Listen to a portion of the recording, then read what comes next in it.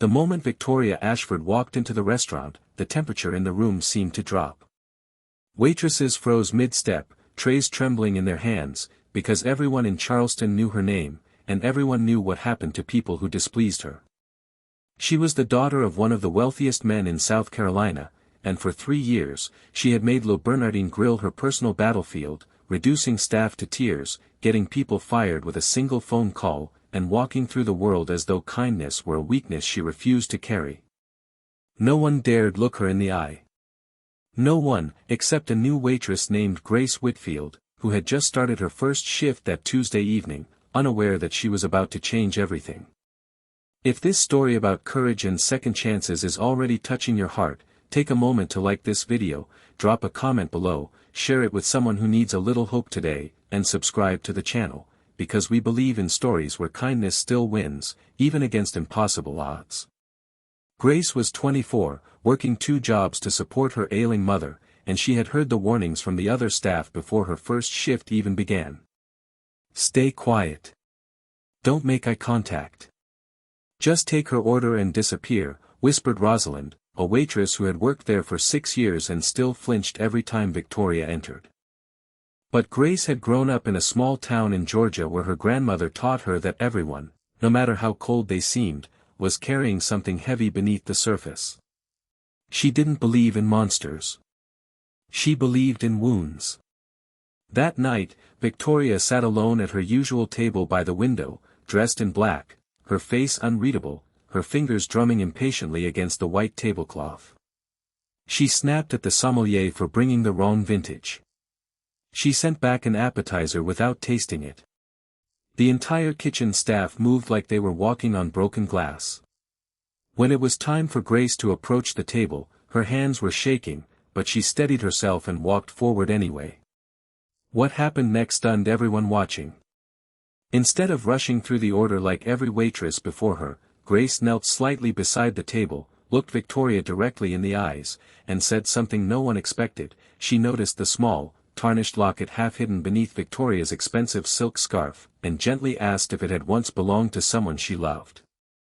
The restaurant went silent. Victoria's face changed, just for a second, a flicker of something raw and unguarded breaking through the ice she had spent years building. She quickly composed herself and told Grace to mind her own business, but her voice cracked in a way it never had before. Grace didn't push. She simply smiled, took the order, and walked away, but something had shifted in the air, something the other staff could feel even if they didn't understand it yet. Over the following weeks, Victoria kept returning, always sitting in Grace's section, always testing her with sharp words and impossible demands, as if daring her to break like everyone else. But Grace never did. She brought Victoria's coffee exactly the way she liked it without being told twice.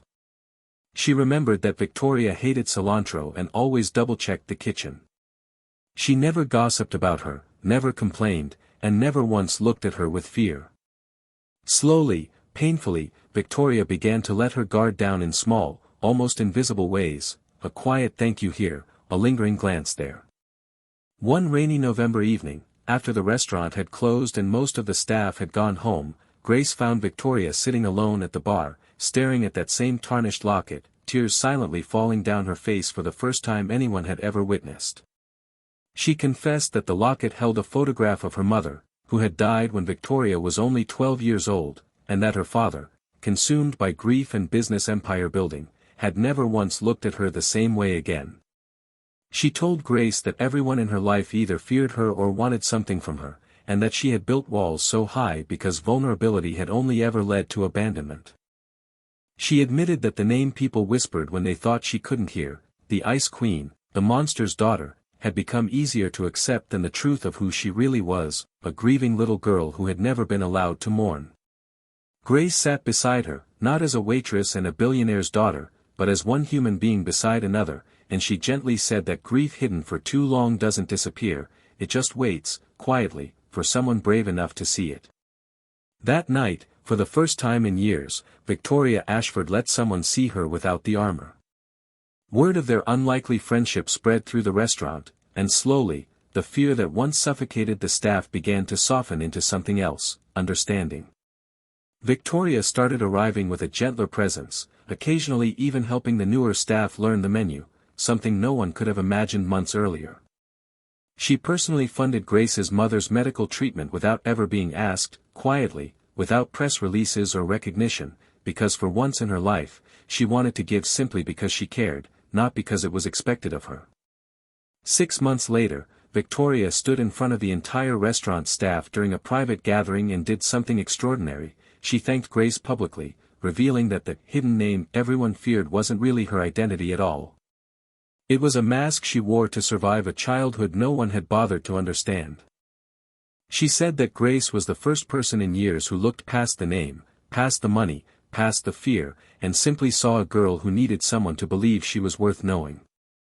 If this story moved you even a little, if it reminded you that behind every hardened heart there might be a story waiting to be understood, please take a moment to like this video and share it with someone who needs to hear it today. And before we close this story, I want to ask you something important. In the comments below, tell me this: have you ever misjudged someone before truly knowing their story? Share your experience, because your words might be exactly what someone else needs to read today. In the end, Grace never set out to change Victoria's life. She simply chose kindness when fear would have been easier, and in doing so, she uncovered something far more powerful than any hidden name. She uncovered a broken heart that only needed one person willing to stay long enough to see it heal. Sometimes, the bravest thing we can do isn't standing up to power. It's choosing compassion when the whole world tells us to be afraid.